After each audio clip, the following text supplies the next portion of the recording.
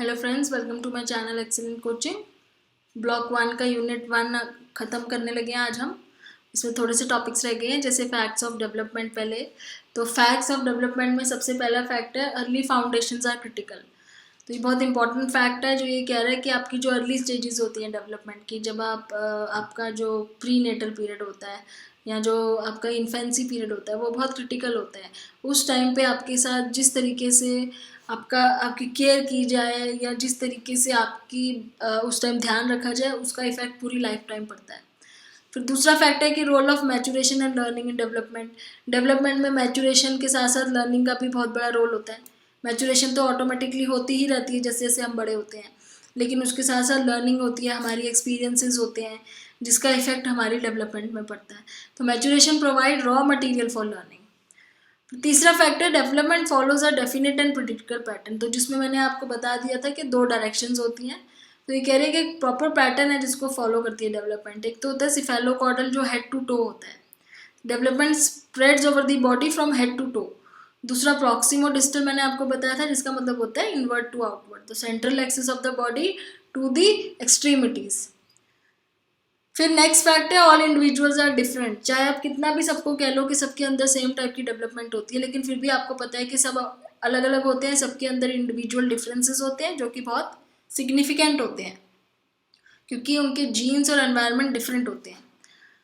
Next, each phase of development has characteristic behaviour. Her development का phase, जो भी phase ले लो आप, उसमें कुछ कैरेक्टरिस्टिक बिहेवियर आपको नजर आते हैं, जिसको देख के आप कह सकते हो कि वो पर्सन है जो प्रॉपरली नॉर्मली डेवलप हो रहा है, वो प्रॉपरली एडजस्ट कर रहा है अपने आप से, अपने एनवायरनमेंट से। नेक्स्ट है hazards in each phase. Her phase के कुछ हैजर्ड्स होते हैं, कुछ फिजिकल, साइकोलॉजिकल, एनवायरमेंटल हैजर्ड्स होते हैं। कुछ ऐसी प्रॉब्लम्स होती हैं जो हर फेज में हर एक बच्चे को फेस करनी पड़ती है। जो उसको ओवरकम कर लेता है वो नेक्स्ट फेज में सक्सेसफुली चला जाता है। जो नहीं कर पाता है उसको लाइफ टाइम वो प्रॉब्लम परेशान करती है। Development is aided by stimulation. Stimulation मतलब आपको एनवायरनमेंट से कितना एक्सपोजर मिल रहा है। मैचुरेशन लर्निंग के अलावा एनवायरनमेंट से एक्सपोजर मिलना भी बहुत ज़रूरी है एक नॉर्मल डेवलपमेंट के लिए।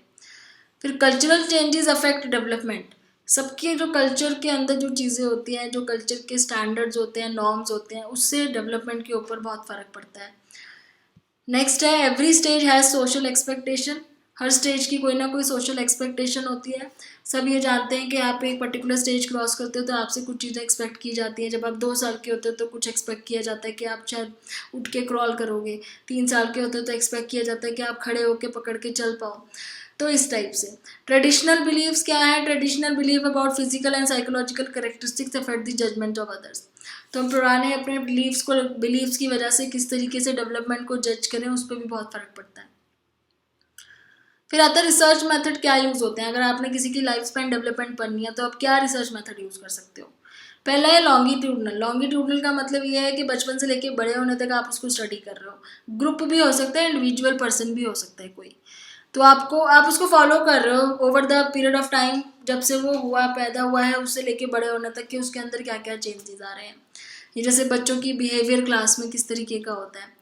लेकिन इसमें प्रॉब्लम ये होती है कि कई बार वो पर्सन इंटरेस्टेड नहीं होता है, जो अपने ऊपर, अगर किसी ने मना कर दिया मुझे नहीं पार्टिसिपेट करना है, तो आप उसकी ज़बरदस्ती उसके ऊपर स्टडी नहीं कर सकते। ऐसे ही क्रॉस सेक्शनल मेथड में क्या होता है कि आप अलग अलग एजेस को एक साथ कंपेयर करने के लिए, जैसे आपने ले लिया कि 6th स्टैंडर्ड के बच्चे हो गए, 7th के 8th के, उनका उनका आपस में कंपैरिजन करो कि उस एज में बच्चे कैसे रिएक्ट करते हैं, उस एज में कैसे करते हैं, उस एज में क्या। ये थोड़ा सा फास्टर और चीपर मेथड्स हैं।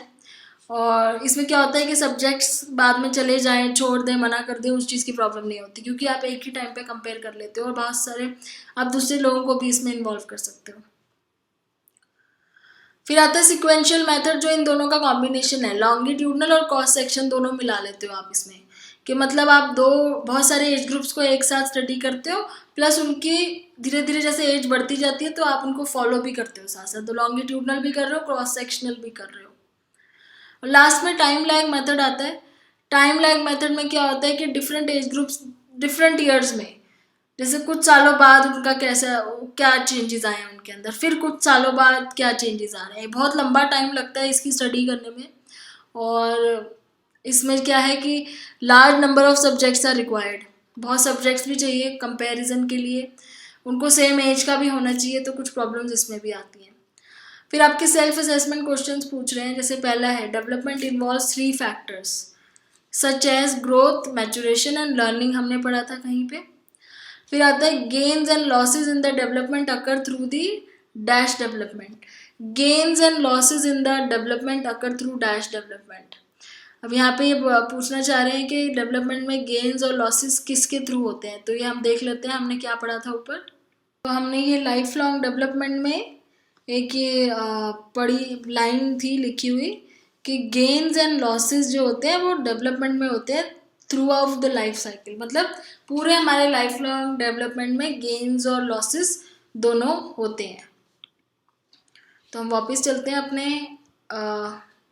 असेसमेंट क्वेश्चन में। तो यहाँ पे आपका आंसर क्या आ जाएगा, यहाँ पे आ जाएगा लाइफ लॉन्ग। फिर आता है multi dimensional development occurs in biological dash sociological emotional. तो कितने डायमेंशन हमने पढ़े थे, बायोलॉजिकल पढ़े थे, उसके बाद साइकोलॉजिकल पढ़ा था, कॉग्निटिव भी लिख सकते हो आप, साइकोलॉजिकल लिख लो तो ज़्यादा बेटर रहेगा, साइकोलॉजिकल, सोशल एंड इमोशनल। फिर maturation and learning play a significant role in the development. Next is development is govern by 2 laws. तो डेवलपमेंट कौन से 2 लॉज, सिफेलोकॉर्डल जो मल्टी डायरेक्शनल वाला था आपका सिफेलोकॉर्डल, और दूसरा लॉ है प्रॉक्सिमो डिस्टल जिसमें लिखा है कि डिस्टिंक्ट पैटर्न में होते हैं। Each stage has physical, psychological and environmental hazards. Next, dash method is the best method to combine longitudinal and cross sectional. तो सिक्वेंशियल मेथड है जिसको हम कंबाइन करते हैं दोनों को, लॉन्गिट्यूडनल को और क्रॉस सेक्शनल को। Dash studying the development of different age groups in different years. तो ये आ जाएगा टाइम लैग जो हमने लास्ट में पढ़ा है। फिर ऑब्स्टिकल्स इन स्टडिंग लाइफ स्पैन डेवलपमेंट, क्या प्रॉब्लम आती है जब हम लाइफ स्पैन डेवलपमेंट पढ़ते हैं किसी की। पहली चीज़, रिप्रेजेंटेटिव सैंपल नहीं मिलता इजीली, आप किसके ऊपर स्टडी करोगे, क्या आपको पर्टिकुलर एज ग्रुप मिल गया जिसको आपने स्टडी करना है, क्या वो तैयार है स्टडी कराने के लिए। Different age level of the subject, same age level मिलना चाहिए आपको, वो पर्टिकुलर पर्सन मिलना चाहिए, एक रिप्रेजेंटेटिव सैंपल मिलना चाहिए जिसकी आप स्टडी करना चाहते हो। छोटे बच्चों की स्टडी करना बहुत मुश्किल है, पेरेंट ऑब्जेक्ट करते हैं बहुत ज़्यादा, पेरेंट्स नहीं मानते हैं, एडोलेसेंट्स और यंग एडल्ट्स जो हैं वो अवेलेबल नहीं होते हैं स्टडी करने के लिए। तो सबसे बड़ा इशू है कि पहले वो पर्सन अवेलेबल हो। कई लोग होते हैं जो शर्माते हैं अपनी डिटेल्स बताने के लिए, इवन आप उनको पैसे भी दो तो भी। फिर है एस्टैब्लिशिंग रैपो, आप कितनी अच्छी रैपो बना पा रहे हो उस पर डिपेंड करते हैं कि वो आपको सही डिटेल दे रहा है कि गलत। अगर आपने गलत रैपो दे दी तो बहुत मुश्किल हो जाएगा उसकी पर्सनल डिटेल्स निकलवाना, वो गलत इन्फॉर्मेशन भर के जाते हैं अगर आपसे उसकी रैपो अच्छी नहीं बनी है सब्जेक्ट की। फिर आता है अप्रोप्रिएट मेथडोलॉजी, कि आपने क्या मेथड यूज़ किया है, क्या वो अप्रोप्रिएट है, सही मेथड है, आपकी पर्टिकुलर स्टडी को सूट कर रहा है। क्योंकि बहुत सारी वाइड रेंज ऑफ सब्जेक्ट हैं, आप कितनी सारी एज ग्रुप्स हैं, आप कौन सा लोगे, कौन से एरिया को स्टडी करोगे डेवलपमेंट का, तो बहुत ज़्यादा असॉर्टेड मेथड्स की ज़रूरत पड़ती है। एक्यूरेसी ऑफ डेटा, कि आपको डेटा कहीं इनएक्यूरेट तो नहीं मिला हुआ है, ये भी एक इशू आता है। फिर एथिकल एस्पेक्ट्स आ जाते हैं कि एथिकल एस्पेक्ट्स में क्या आप क्या कंसेंट ली है आपने उसकी जिसकी आप स्टडी कर रहे हो, उसको पता है आप स्टडी कर रहे हो, उसकी कंसेंट नहीं है तो आप स्टडी नहीं कर सकते। तो ये कुछ इश्यूज हैं। उसके बाद हमारा चैप्टर ख़त्म हो गया। उसके अब हम नेक्स्ट वीडियो में यूनिट 2 शुरू करेंगे, ब्लॉक 1 का यूनिट 2। Thanks for watching.